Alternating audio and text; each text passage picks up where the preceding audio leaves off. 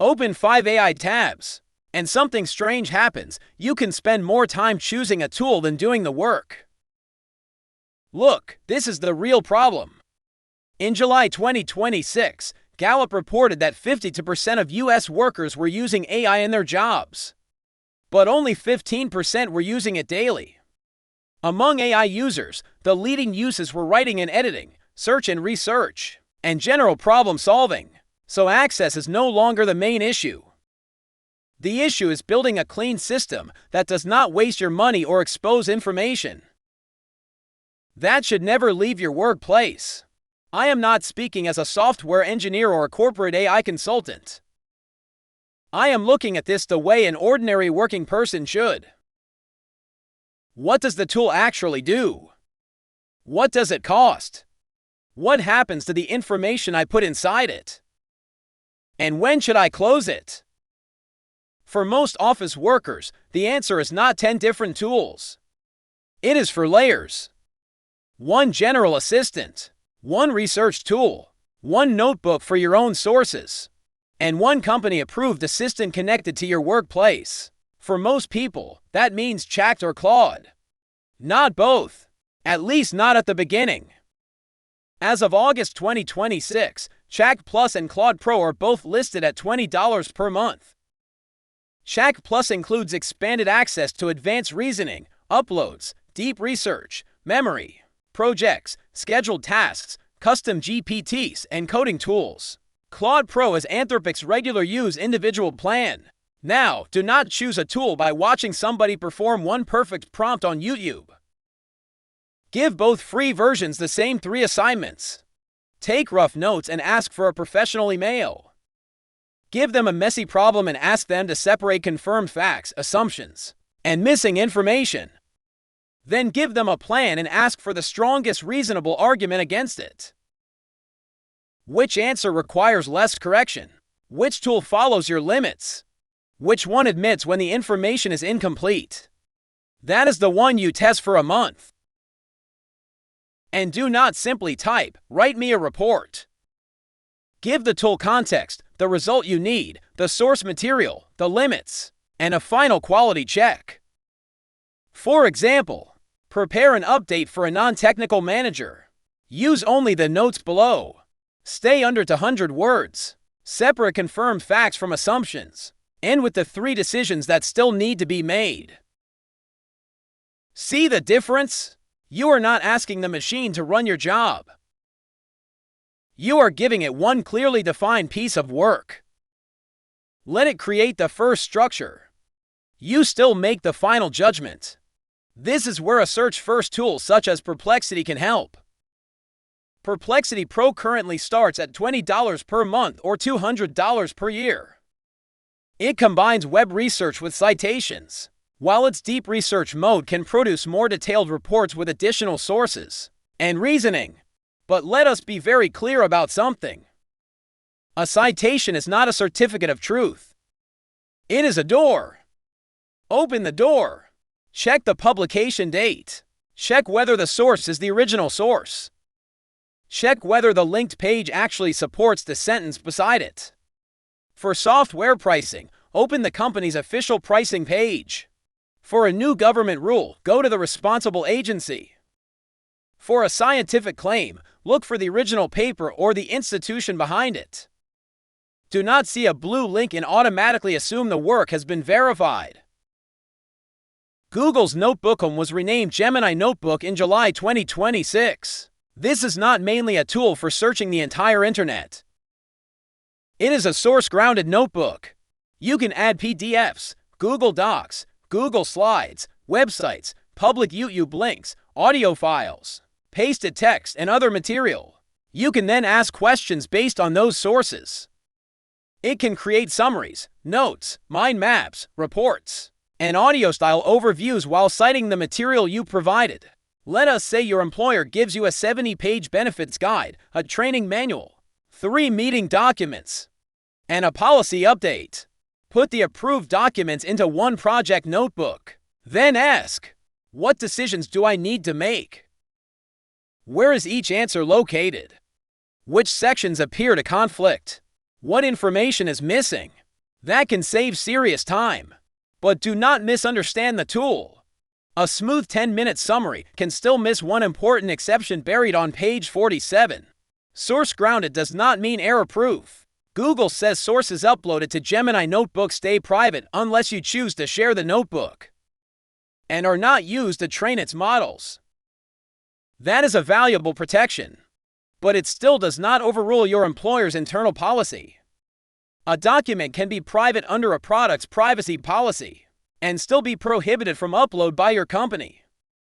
Suppose your company mainly operates through Outlook, Teams, Word, Excel, PowerPoint, and SharePoint.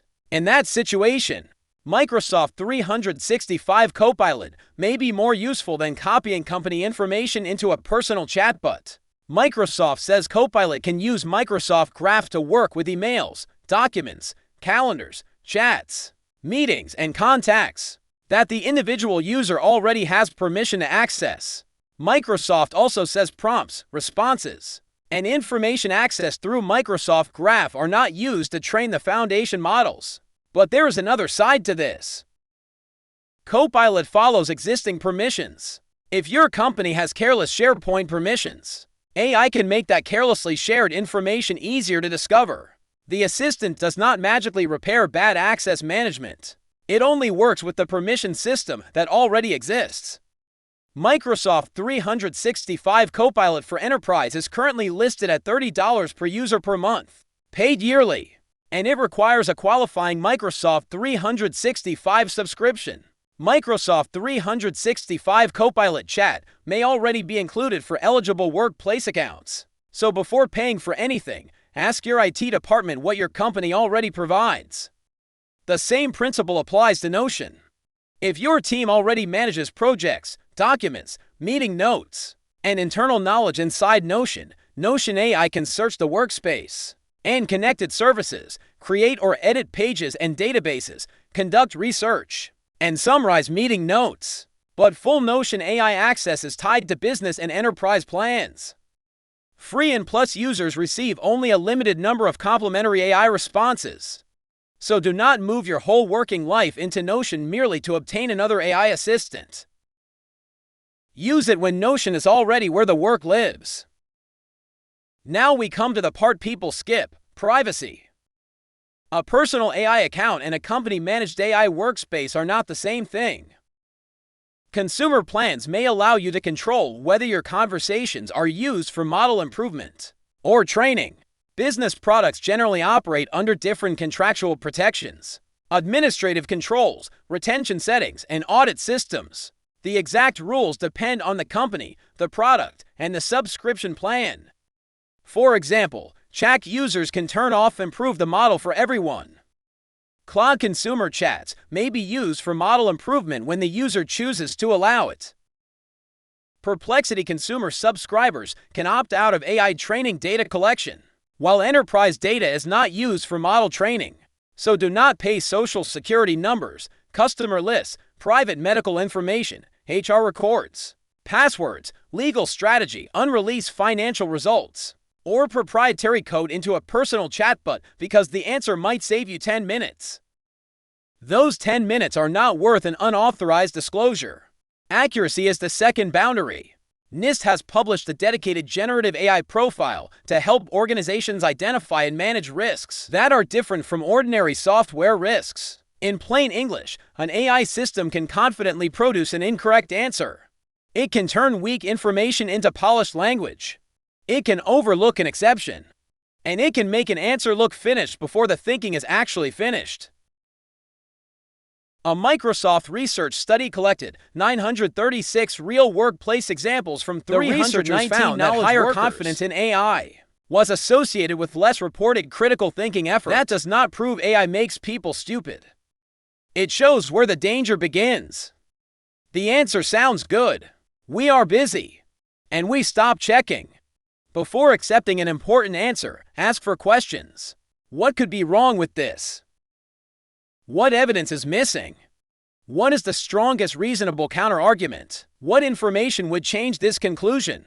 AI can create real productivity gains. In one large customer support study, Access to a generative AI assistant increased productivity by approximately 14% on average, with larger gains among less experienced workers. But that was a clearly defined task inside a clearly defined workflow with measurable results. It does not mean every employee becomes 14% more productive merely by opening a chatbot. Start with the free plans. Choose one general assistant. Add a separate research tool only when current outside information becomes a repeated need. Use Gemini Notebook when you have a collection of approved documents that you need to understand. Use Microsoft Copilot, Notion AI, or another integrated workplace assistant only when your organization already works inside and has approved its system. Then apply a 30-day rule. Pay for one tool.